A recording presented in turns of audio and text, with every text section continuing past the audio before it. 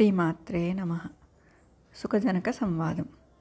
పైకెక్కి పడుకున్నవాడికి పతనం తప్పదు, నేల మీద పడుకున్నవాడికి బెంగలేదు.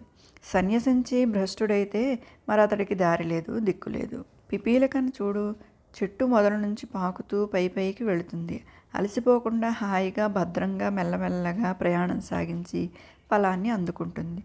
అదే పక్షి అయితే ఫలాన్ని ఎవరు తన్నుకుపోతారోనన్నట్టు వేగంగా ఎగురుకుంటూ వెళుతుంది, అలసిపోతుంది. మనస్సు బహుగట్టి పిండం. తగినంత అభ్యాసం లేని వారికి అది బొత్తిగా అజేయం.